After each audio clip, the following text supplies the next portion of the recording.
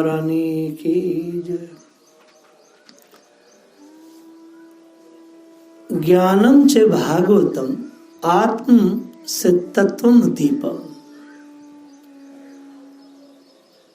भगवान जब बहुत ही किसी के प्रेम भाव से प्रसन्न होते हैं तो वह योग ज्ञान और आत्म तत्व को प्रकाशित करने वाले भागवत धर्म का हृदय में रहस्य खोल देते हैं।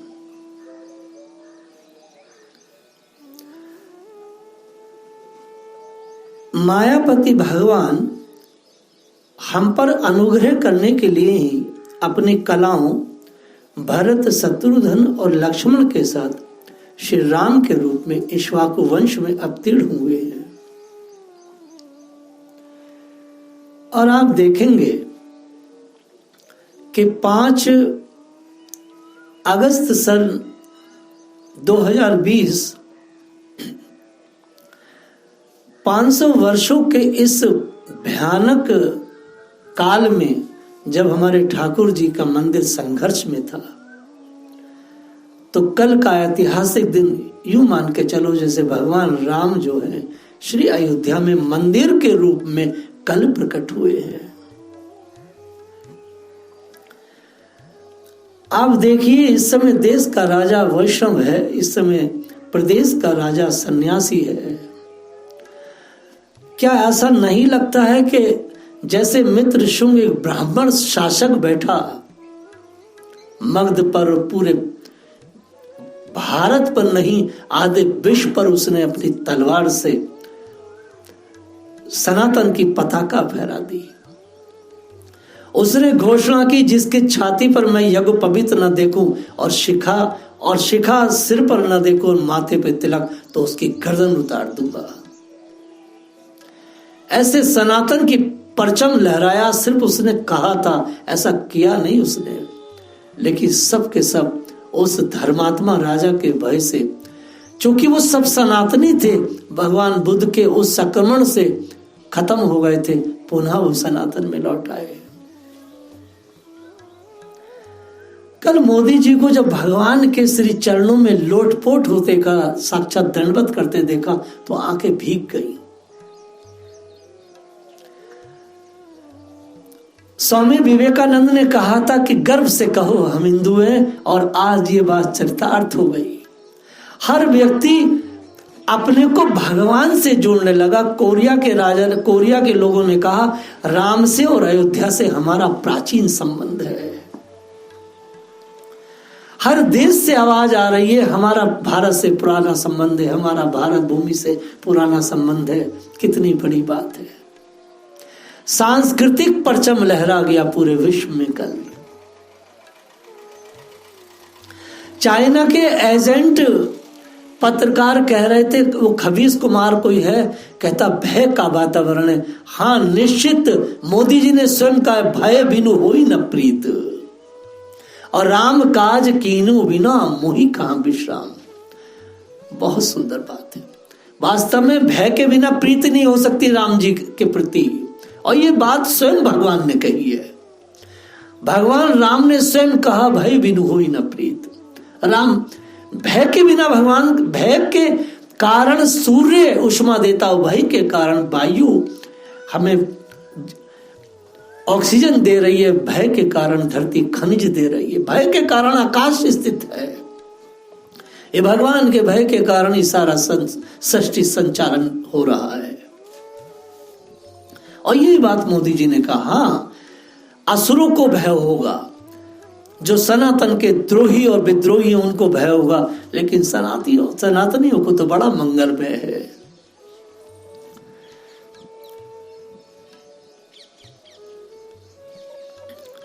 आप आश्चर्य करेंगे कि जिसके भय से सारा संसार कांपता था, इंद्र के वाहन ऐरावत के दांत चूर चूर हो गए थे, किसने किए? रावण ने एक अपनी छाती से उसके दांत तोड़ दिए। इतना पत्थर जैसा था रावण।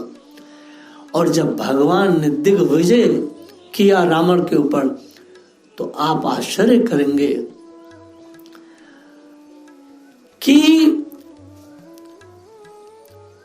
उसका जो गर्व था, इतना बड़ा गर्व था कि उसने अपनी छाती से ऐरावत इंद्र के हाथी के दांत तोड़ दिए थे। भगवान ने जब धनुष की टंकार की तो रावण का घमंड उसके प्राणों के साथ तत्क्षण विलीन हो गया। ये स्थिति रावण की रही। ऐसे झुंड के झुंड राक्षसों का भगवान राम ने वध किया मात्र अपने धनुष की टंकार से।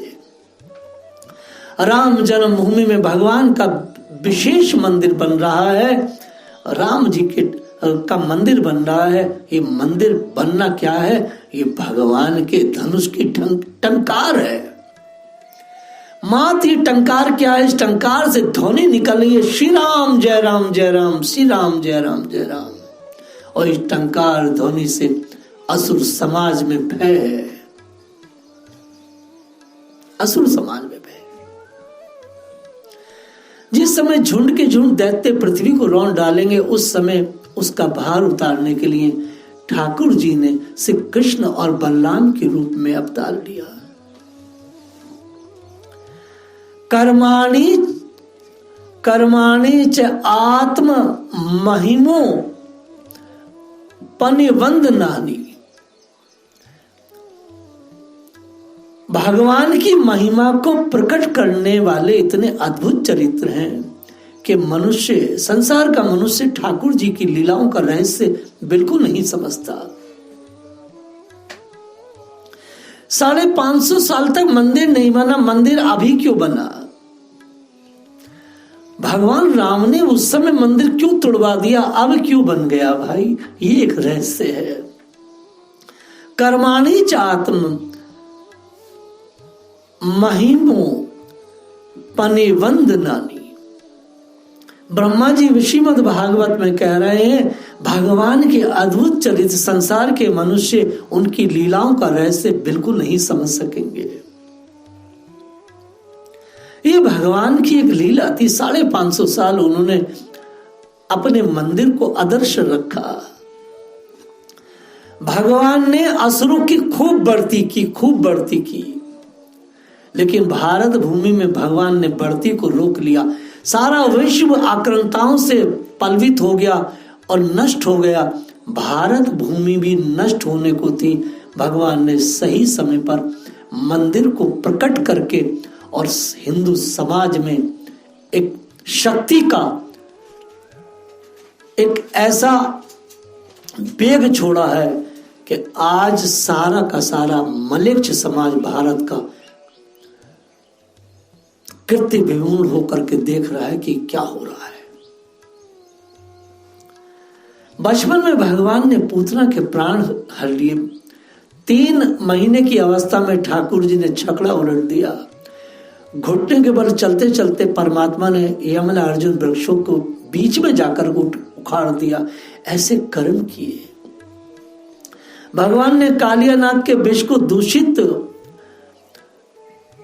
जल से जो यमुना जी हो गई थी, उसको ठाकुर जी ने कालिया का दमन किया।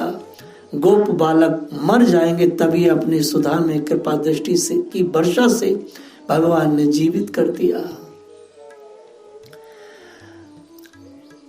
राम की भूमि को तो हमने इतने संघर्ष के बाद पाया है। मैं क्रम से कृष्ण लीला को आज गान कर रहा हूं। अब नंबर श्री कृष्ण लीला का है, क्योंकि श्री कृष्ण जन्म स्थान पर जो एक भयानक ईदगाह खड़ी है, रातों रात उसकी सफाई होना बाकी है। और भगवान की ऐसी कृपा रही तो यमला अर्जुन वृक्षों के बीच में जाकर जैसे भगवान ने उखाड़ दिया था छोटे से ठाकुर जी ने, वैसा ही इस पूरी ईदगाह को ऐसे उखाड़ दिया जाएगा कि हिंदू समाज रात्रि में सोएगा, सुबह को देखेगा कि यहाँ क्या लता पता लग रही, भाई क्या हुआ। क्योंकि भगवान है ही ऐसे। भगवान रात को एक बार यमुना तट पर सो गए और क्या स्थिति बनी, सारे ब्रजवासी परमात्मा के साथ सो रहे हैं। मूंज के बनों में आग लग गई, सारे ब्रजवासी जग जाते हैं। बलराम जी के साथ वे प्राण संकट पे पड़े ब्रजवासियों की ओर।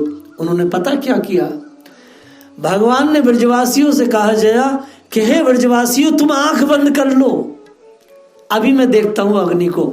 और भगवान ने ब्रजवासियों की आंख बंद कराई और सारी अग्नि का पान कर गए। वैसे ही इस कलिकाल में योगी जी किसी दिन सारे ब्रजवासियों की आंखें तो नींद में बंद होंगी और सुबह को देखेंगे ब्रजवासी कि कलंक जो है 500 साल पुराना ईदगाह बना हुआ वो नष्ट हो गया।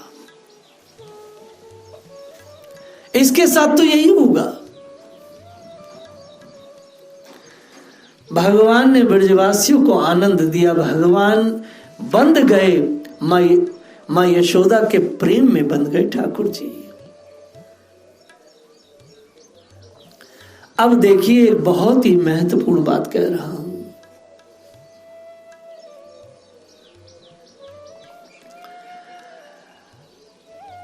परमात्मा श्री कृष्ण की ऐसी लीलाएं हैं। श्री कृष्ण की सलाह से गोप लोग इंद्र का यज्ञ बंद कर दिए, तो इंद्र ब्रजभूमि का नाश करने के लिए चारों ओर मूसलाधार वर्षा करने लगे। ठाकुर जी ने गोवर्धन पर्वत को कुकरुबुत्ते की तरह उठा लिया खेली खेल में, और भगवान ने ब्रजवासियों का बहुत ही भला किया। ठाकुर जी ने गोपियों की इच्छा को पूरा किया। ठाकुर जी ने प्रलम्बासुर, धेनुकासुर, बकासुर, केसी, अरिष्टासुर इत्यादि बड़े बड़े चारुण इत्यादि, यहां तक कि कंस, काल, यवन, भौमासुर, मिथ्या वासुदेव, शल्भ, दोविद, बानर, बलवल, दंत वक्र राजा नगरजित के साथ सम्रासुर, विदुरथ, रुक्मी आदि, कंबोज, मत्स्य, कुरु, केकई, संजय आदि देशों के राजा लोग एवं जो योद्धा धनुष धारण कर युद्ध के मैदान में सामने आए, भगवान ने सबको न था।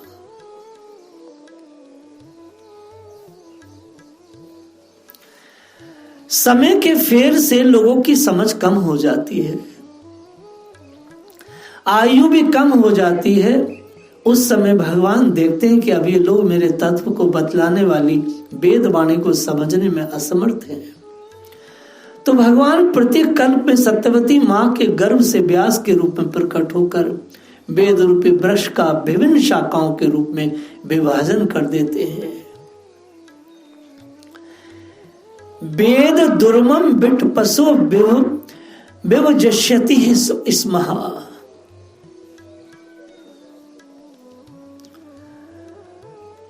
लोकानाम घृताम मति विमोह मति प्रलोभ वेशम विधाय बहुवाशत ओपधर्मेव।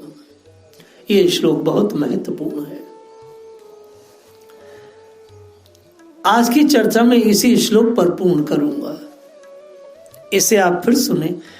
लोकानाम घ्नाताम मति विमोहो मति प्रलोभम वेशम विधाया बहु भाषते ओपधर्म्यम। देवताओं के शत्रु दैत्य लोग भी वेद मार्ग का सहारा लेकर मय दानव के बनाए हुए आदर्श वेग वाले नगरों में रहकर लोगों का सत्यानाश करने लगेंगे। तब भगवान लोगों की बुद्धि में मोह और अत्यंत लोभ उत्पन्न करने वाला भेष धारण करके बुद्ध के रूप में बहुत से उपधर्मों का उपदेश करेंगे।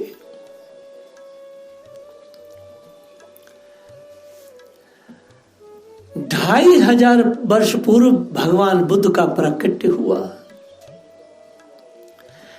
पहले संसार के जितने भी मनुष्य थे, चाहे असुर है, सुर है, राक्षस है, निशाचर हैं या देवता हैं या मनुष्य हैं, सबका एक ही धर्म था सनातन। सबके वही 4 वेद थे, 18 पुराण इत्यादि 6 शास्त्र। पूरे संसार में यही भगवान के लिए आध्यात्मिक पुस्तकें सर्वमान्य थी। राक्षस भी उसी विद्यालय में पढ़ते थे जिस विद्यालय में देवता और मनुष्य पढ़ते थे।